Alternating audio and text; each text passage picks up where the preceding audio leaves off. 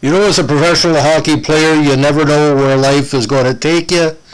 But this guy, literally, ladies and gentlemen, is a success story to a level that hasn't been seen in the NHL for decades. His name is Connie, short for Cornelius, known to his friends and enemies as Mad Dog. When Connie Madigan finally made it to the NHL after almost 2 decades in pro hockey, it was a record-breaking year because not only was he the oldest rookie ever in NHL history, he also became a movie star within a couple of years in the infamous Slapshot, where he played one of the goons that were brought out of retirement to take on the Chiefs, and the infamous, 20-minute denouement at the end of the movie. So Cornelius Dennis Mad Dog Madigan was born in the beautiful community of Port Arthur, Ontario. If anybody knows Port Arthur, very nice place, but you got to be tough if you come from Port Arthur.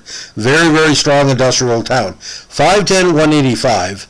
He skated several years in senior leagues in Ontario and BC in the late 1950s, and eventually had a lengthy career as a minor league star, most notably with the Fort Wayne Comets of the IHL for 3 seasons in the early 60s, and then for the Portland Buckaroos of the WHL for 9 seasons.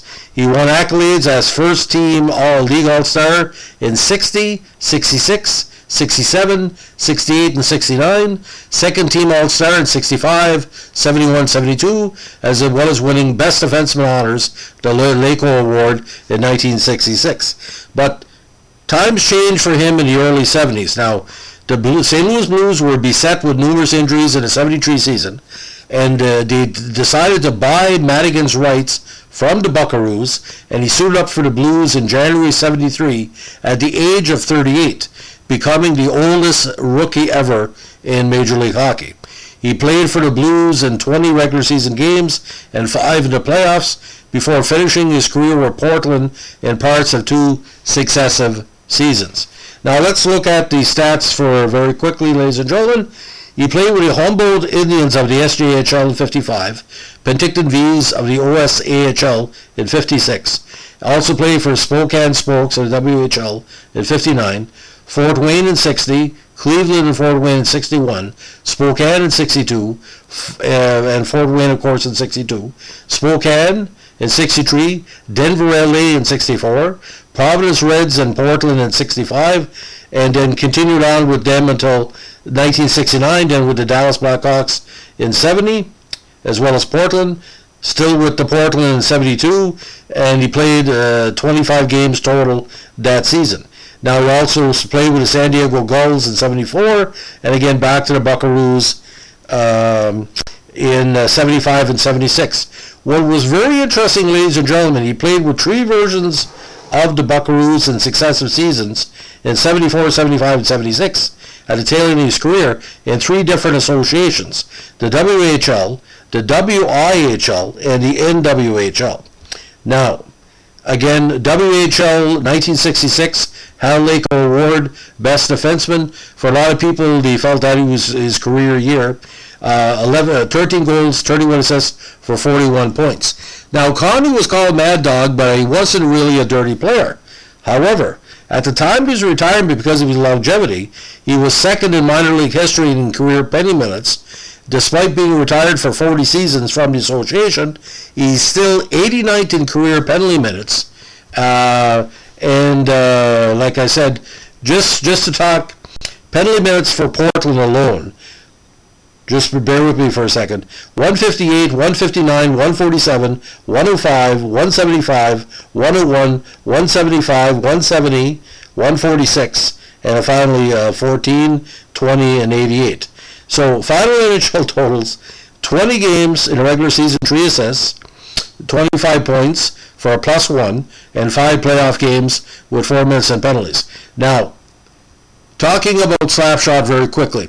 At the end of the movie, like I said, 20 minutes left, they call out all these kind of goons, Oglethorpe and McCracken and Poodle and all that, and he plays a character that's brought back literally for that game, Ross Mad Dog Madison. And if you look very closely, There's two finger insults in northern New Brunswick. The two fingers were salute and the one finger upraised salute, the middle finger. So he's kind of looking to the crowd when he gets called out, being cheered on as well by a copious blonde on the right hand side. So I'm not sure he's giving you a two finger salute, which is kind of the satanic, or the middle finger. Again, if that's his first and only movie role he's known for, he hit it out of the park, ladies and gentlemen.